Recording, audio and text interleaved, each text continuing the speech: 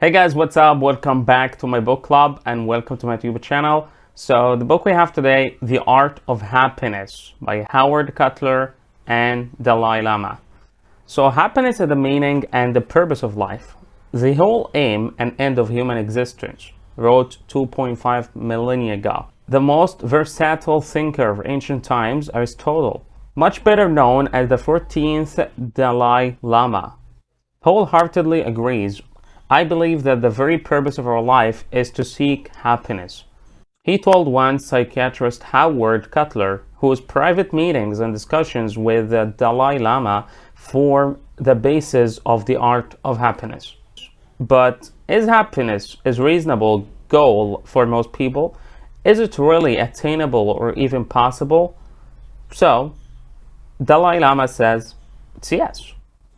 So let's find out, guys, the big ideas in this book and the summary today. So before we go on, don't forget to like and subscribe and join my book club today for improving yourself and grow. So number one, happiness isn't determined by external events. Let us start our exploration of the meaning and nature of happiness with two real-life stories. The protagonist of the first story is a 32-year-old nurse who quits her job to go work with two friends to a healthcare startup.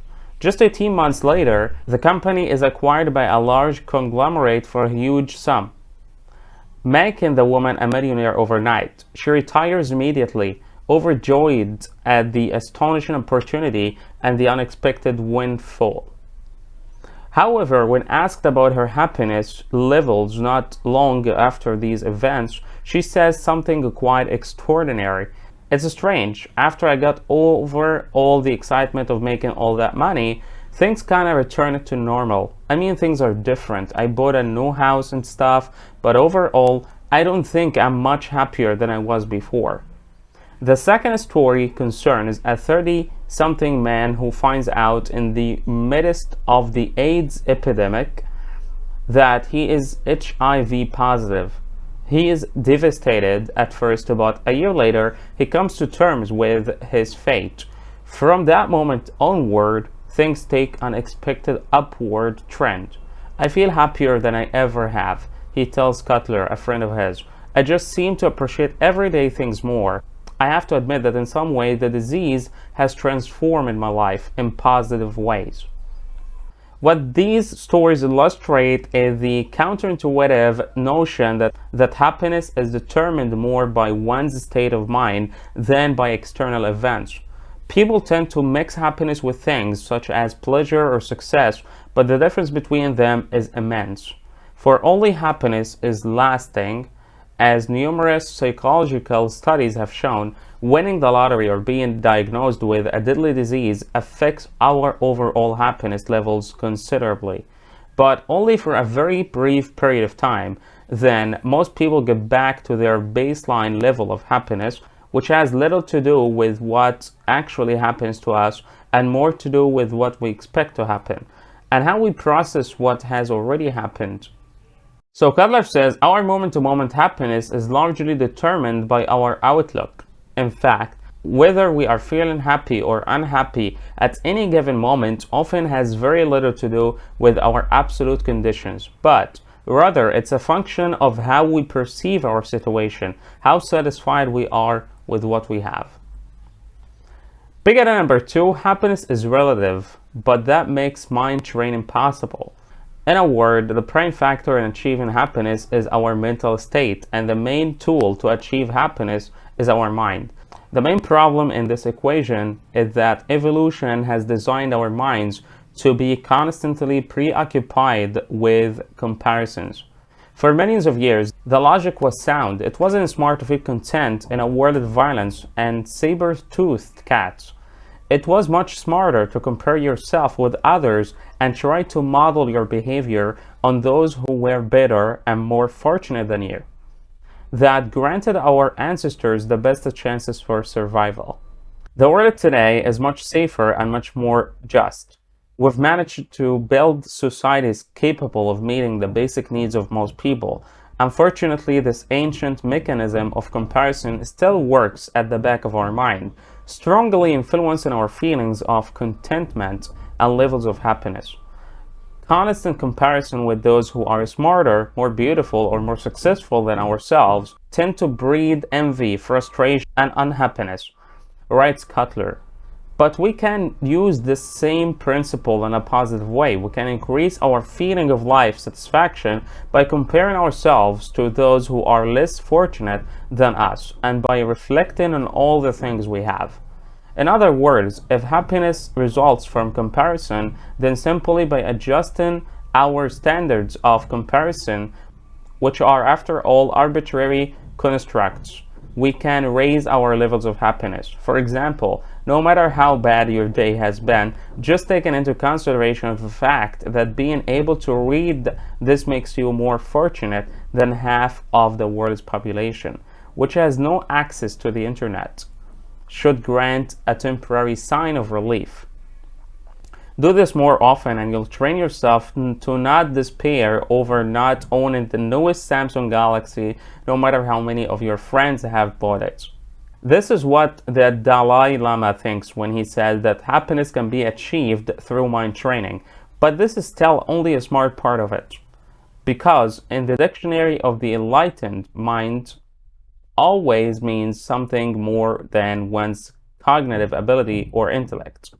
I'm using the term in the sense of the Tibetan word Sem, the Dalai Lama explains, which has a much broader meaning, closer to psyche or spirit. It includes intellect and feeling, heart and mind. By bringing about a certain inner discipline, we can undergo a transformation of our attitude, our entire outlook and approach to living. Beginning number 3, the inner discipline and the power of compassion. Training yourself for happiness is neither an easy nor a short procedure. On the contrary, it's a lifelong program that starts with 2 obvious steps: identifying the factors that lead to contentment and those that lead to suffering, and then setting about to eliminate the latter and cultivate the former. The final objective is achieving a calm state of mind, one that cannot be easily ruffled by external circumstances, whether positive or negative. As long as there is a lack of inner discipline that brings calmness of mind, no matter what external facilities or conditions you have, they will never give you the feeling of joy and happiness that you are seeking, says the Dalai Lama. On the other hand, if you possess this inner quality, a calmness of mind, a degree of stability within, then even if you lack various external facilities that you would normally consider necessary for happiness, it is still possible to live a happy and joyful life. However, contrary to what some Hollywood movies would have you believe, a calm state of mind is not the same as a pathetic, self-serving state of mind. The peace of mind that the Dalai Lama speaks of is rooted in affection and compassion, and high levels of sensitivity and kindness. This is not just because caring for the happiness of others is ethically more justifiable than merely caring for your own happiness. It's also because the two are interconnected. The Dalai Lama makes this connection clear in one of the most memorable aphorisms of the book. If you want others to be happy, practice compassion. If you want to be happy, practice compassion. Practicing compassion starts with willfully and actively putting yourself in the shoes of others and seeing the world from their perspective. This action alone is enough to hack the evolution back, comparison-based self-interests of our biological minds. We are naturally programmed to put ourselves first, so our mind instinctively edits out every information that might not be beneficial to us. By forcing ourselves to understand the position of the other, and instead of merely bursting into anger and fury with them, we use our intellect and feelings to fill those empty parts with meaningful information. Only then the basic fact of coexistence can become obvious to us.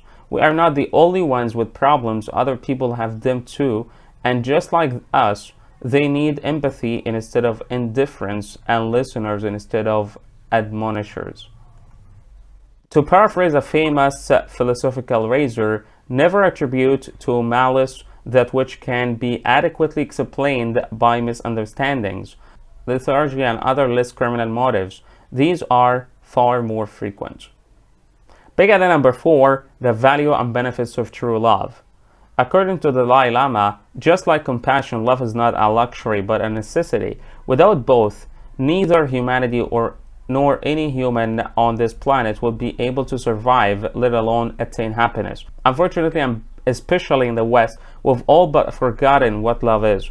Absorbed in our efforts to reach radical independence from everybody, we have grown accustomed to thinking of dependency as a bad word. At the same time, the eternal children in us yearn for intimacy and connectedness. The result of these opposing forces is the Western concept of love, which can be more suitably labeled as romantic love, and more properly described as a subcategory of sublime mental state that encompasses everything. Fooled by books and movies, most Westerners nowadays focus all their energy on finding the one, convinced that when they find them, they will be able to both heal the loneliness and prop up the illusion of complete independence. Hence, the idea that when in love, two people become one. It's a convenient way of resolving the paradox upon which modern Western societies are built. It says that you can be independent while with someone. This, of course, is a myth which in reality leads to loneliness and pain. As a result, love becomes an obstacle to happiness rather than its bedrock. Both biologically and philosophically, love is much more than romantic love. And romantic love is much deeper and more complex than finding the one. Not understanding this sets you up for fate, because there are no princes riding white horses around, nor wide-eyed blonde-haired virgins waiting for their arrival. Both are fairy tale creatures, which makes their pursuit an exercise in futility. Somehow, the Dalai Lama is both more down-to-earth and idealistic in his vision of love. Above all, he recommends maintaining closeness with as many people as possible. In fact, his personal goal is to connect with everyone. Moreover, he advises against separating love from compassion. In any true love, he maintains, whether between romantic partners, family members, friends, or strangers, there is always a room for empathy, an understanding of the deeper nature of the other person. In fact, that's what true love is based on, not on physical attraction or mutual interest, but on an underlying appreciation of the value of the other person, based on a feeling that the other person is kind, nice, and gentle. That was it for today, guys. So there were like 4 big ideas in this book, The Art of Happiness. I hope you enjoyed it, guys, and understood actually what will make you happy in the future. So I'm gonna leave you with this so you can try. A disciplined mind leads to happiness, says the Dalai Lama. An undisciplined mind leads to suffering. Start training your mind for happiness by reading this excellent book. If you want to read the whole book, go ahead, guys. It's a great book. So I really enjoyed it and I benefited a lot from it. So yeah, like I'm gonna work with that as well. You know, just be happy, be content, guys. I love you all. So for more book summaries to come, inshallah. So you have a great day.